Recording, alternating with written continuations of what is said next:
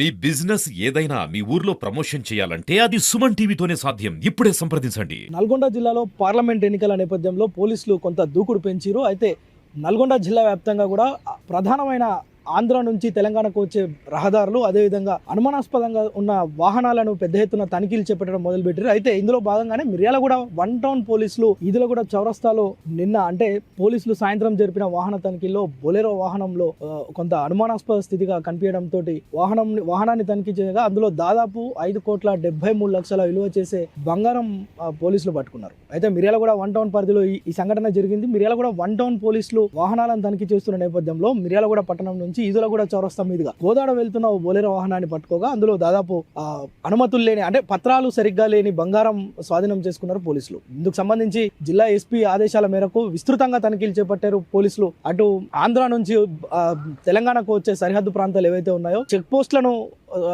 పకడ్బందీగా నిర్వహించడంతో పాటు వాహనాలన్నింటినీ కూడా ప్రతిరోజు సాయంత్రం విధిగా చెక్ చేస్తున్నారు. ఇందులో భాగంగానే పెద్ద ఎత్తున నగదు కానీ ఏదైనా బంగారం కానీ అనుమతులు లేని పత్రాలు లేకుండా ఎవరైనా అక్రమంగా వాటిని తరలించే ప్రయత్నం ఏమైనా చేస్తే ఖచ్చితంగా పట్టుకుంటామని చెప్తున్నారు. అయితే ఖచ్చితంగా వాటికి సంబంధించిన ఆధారాలు లేదంటే బిల్స్ ఉండాలి అని పోలీస్ శాఖ ఇప్పటికే హెచ్చరించిన పరిస్థితి ఉంది. కానీ ఎవరైతే ఇలాంటి ఆధారాలు స్పష్టంగా లేని నగదు కావచ్చు బంగారం కావచ్చు అంటే తరలింపు చేస్తే కనుక పోలీసులు కఠినమైన చర్యలు తీసుకుంటామని చెప్తున్నారు. ఇందులో భాగంగానే మిర్యాలగూడలో ఒక్కసారిగా 5,73,00,000 పైచిలకు బంగారం పట్టుబడడం పలు అనుమానాలకు తావిస్తుంది. దీనిపైన మిర్యాలగూడ వన్ టౌన్ పిఎస్లో ఇప్పటికే కేసు నమోదు చేశారు. పెద్ద ఎత్తున దీనిపైన దర్యాప్తు చేస్తున్న పరిస్థితి అయితే ఉంది. కెమెరామ్యాన్ సాయితో ప్రేమ్, సుమన్ టీవీ, నల్గొండ.